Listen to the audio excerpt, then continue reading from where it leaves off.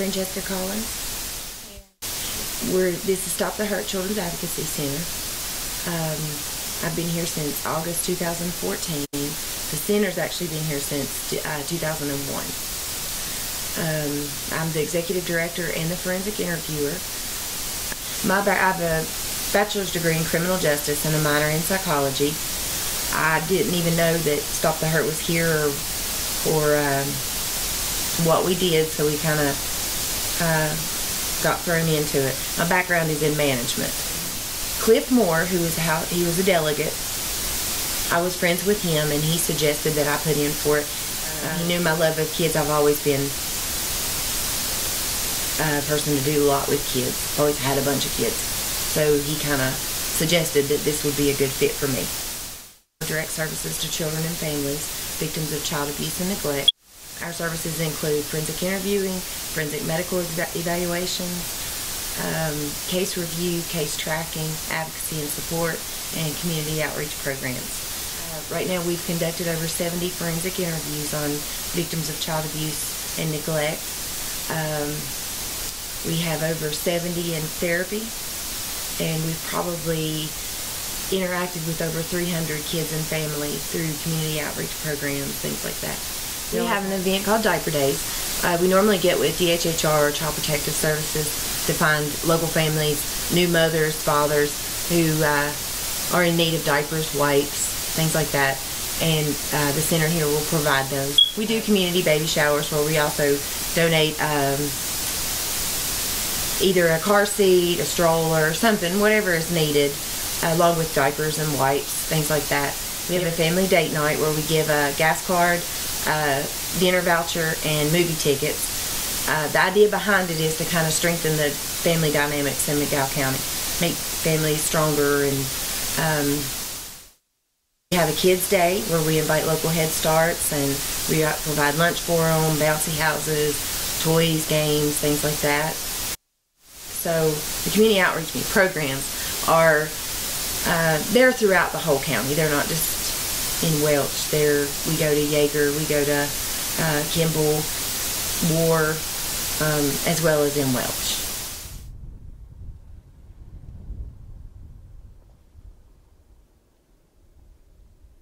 We're located on Belcher Mountain in Welch, West Virginia. Well, we offer direct services, including referral services. We partner with SAFE of Welch, which is Stop Abuse of Family Environments. They provide shelter and housing for domestic violence victims. So we work closely with them, closely with DHHR, CPS, the Paul Miller Shelter, the Children's Home Society.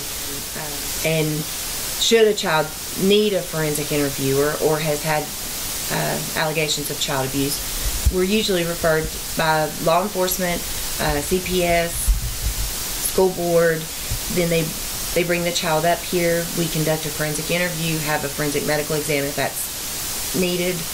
Then we work closely through our MDT, which is a multidisciplinary team, and that includes the prosecutor, representative from DHHR, CPS, a representative from SAFE, law enforcement, and we get together and decide what's best for the child, whether or not it be charges being brought or counseling or any kind of program that they need, and we decide that through that meeting. In counseling, they can receive counseling at the schools, or they can come up here. The 3 staff members, myself, family victim advocate, and then another part-time family victim advocate and project coordinator. And she helps us a lot with the community outreach programs. We don't decide whether or not a child's been removed from a home, or we don't make those kinds of decisions.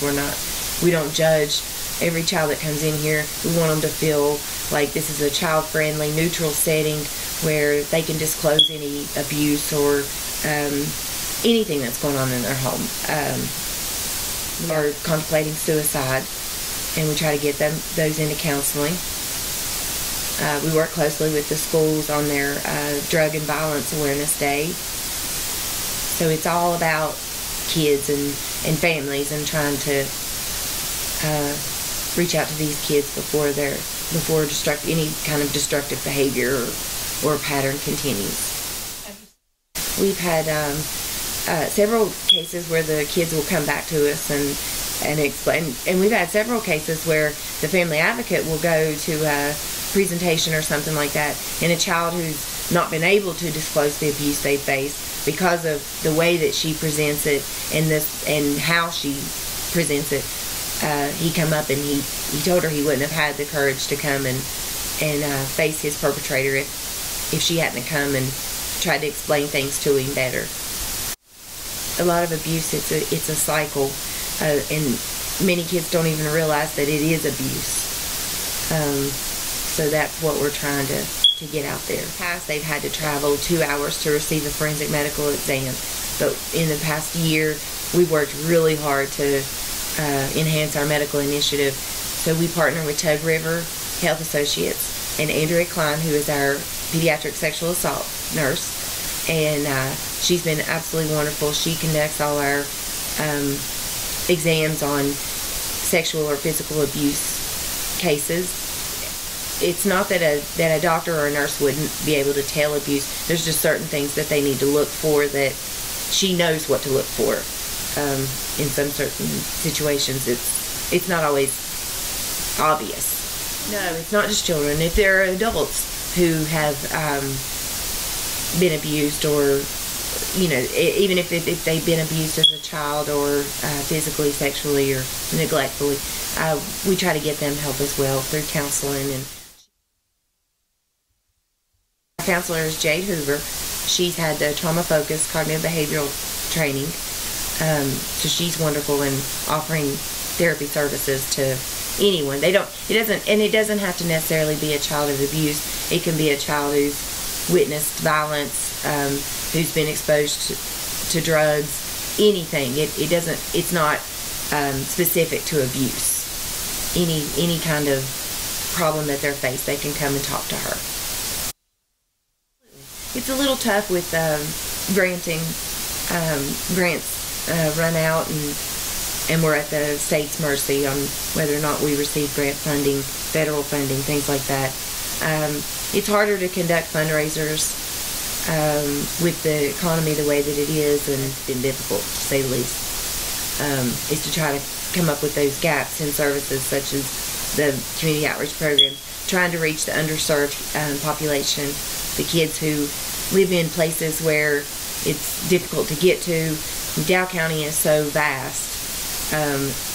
It's got, all these different little areas spread all the way out. Yeager, Kimball, North Fork, it's just a vast area. We have very few CPS workers and law enforcement, and so it's difficult to reach those kids without proper funding. We have 3. The Victim Family Advocate, she started the same day I did in August in 2014. Sarah's been with us since August 2017. We don't have a real big turnaround, just when a grant runs out and we're unable to keep a staff member. That's really the only way. We do accept volunteers to help with the community outreach programs. They are subject to a background check, and they have to sign a confidentiality paper as well. That's kind of to be expected.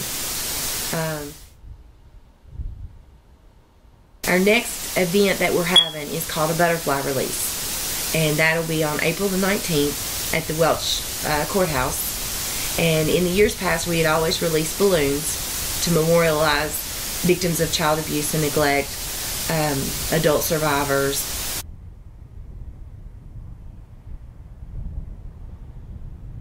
With the to keep from harming wildlife and the environment, things like that, we switched to butterflies.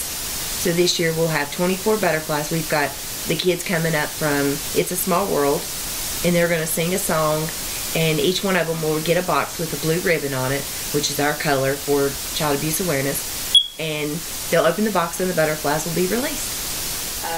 Well, I want to be in the I'm going in the coal mines.